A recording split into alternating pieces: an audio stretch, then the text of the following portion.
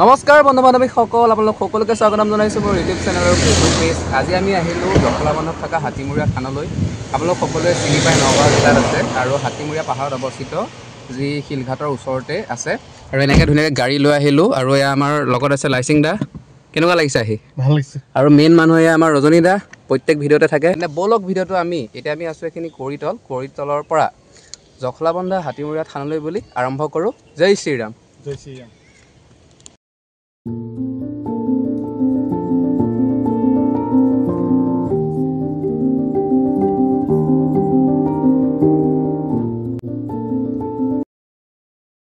আৰু এয়াই হৈছে হাতীমূৰা স্থানলৈ যোৱা প্ৰৱেশ গেট। আৰু ইয়াত আহিলে আপোনালোকে ইয়াতে আমি গাড়ী পাৰ্কিং কৰিলে মানে ইয়াতে পাৰ্কিঙৰ সুবিধা আছে। হাতীমূৰীয়া থানলৈ যেতিয়া সোমাব আপোনালোকে সোমাই পেলাই এইফালে গণেশ বাবাক দেখা পাব। ইয়াতে দান পত্ৰৰ সুবিধা আছে আৰু ইয়াৰ পৰা এনেকৈ মন্দিৰৰ ওপৰলৈ বুলি যাত্ৰা আৰম্ভ হয়।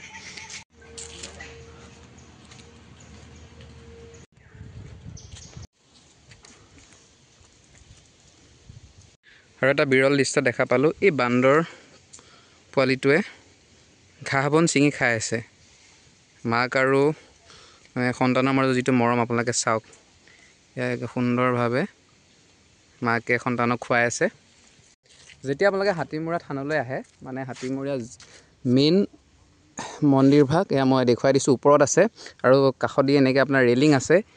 মানে আপোনাৰ প্ৰাকৃতিক সৌন্দৰ্য হওক, ব্ৰহ্মপুত্ৰৰ যি কাষৰীয়া অঞ্চল সেইবোৰ দেখা পাব। আৰু ইয়াত আপোনালোকে সৌন্দৰ্য উপভোগ কৰি মেইন মন্দিৰলৈ আপোনালোকে ওপৰত উঠিব লাগিব।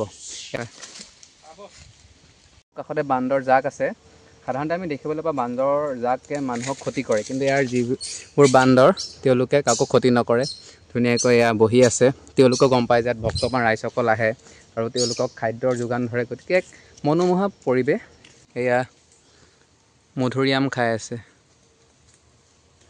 এতিয়া আমি তিনিওজন মন্দিৰৰ ওপৰলৈ বুলি যাত্ৰা আৰম্ভ কৰি আছোঁ। এয়া যাত্ৰাৰ সহযোগী ইয়াত দুজন আহি আছে, মোৰ সৈতে তিনিজন গৈ থাকোঁ।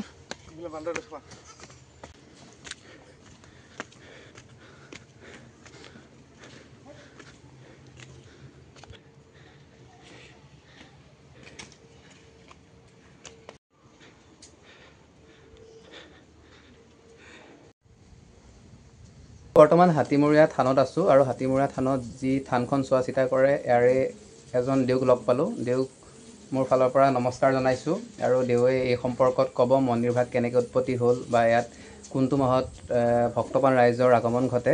ৰজা প্ৰমত্ত সিংহ নিৰ্মাণ কৰা মন্দিৰ হয়।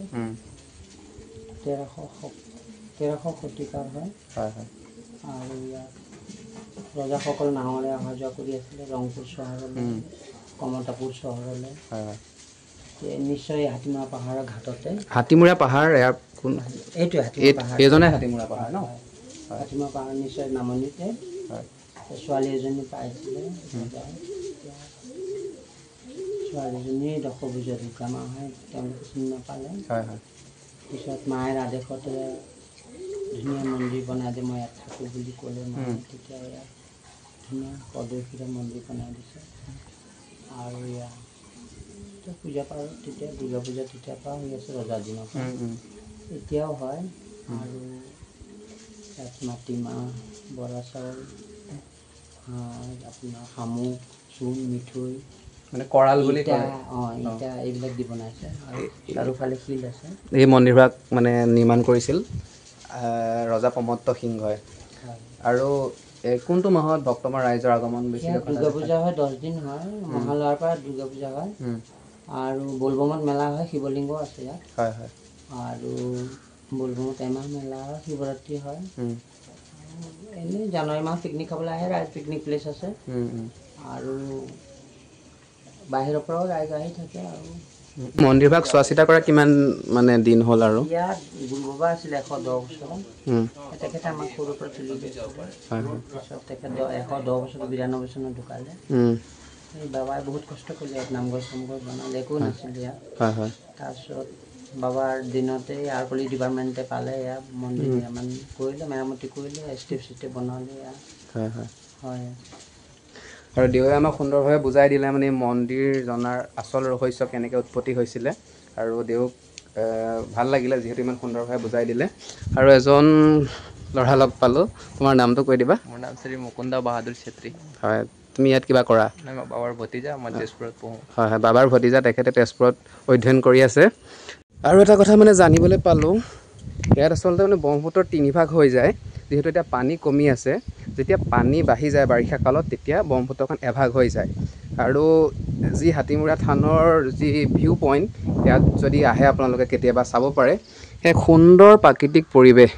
দেউৱে কোৱা মতে এটা কথা আমি জানিবলৈ পালোঁ, যিহেতু জখলাবন্ধাৰ পৰা কাজিৰঙা ওচৰতে হয়, ইয়াত বাঘ কি আহে বোলে, হাতী বাবু জাক আহে, কিন্তু হয় মানুহক ক্ষয় ক্ষতি নকৰে, তেওঁলোকে আহি ফল মূল যি পায় খাই পেলাই নিজৰ স্থানলৈ গুচি যায়। ধুনীয়াকৈ আমি মন্দিৰ দৰ্শন কৰিলোঁ, দৰ্শন কৰি মেলি আহি আমি তিনিজনে বোলো পিকনিক যিটো স্পট আছে য'ত মানে মানুহে আহে পিকনিক খাবলৈ, সেই স্থানলৈ বুলি গৈ আছোঁ।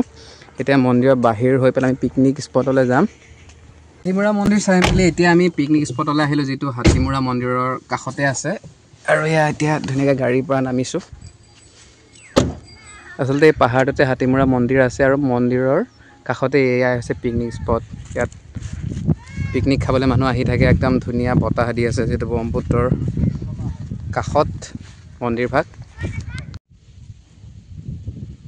আজিৰ ভিডিঅ'টো ইমানেই আছিলে। হাতীমূৰা থানৰ পৰা সামৰণি মাৰিছোঁ। ধন্যবাদ।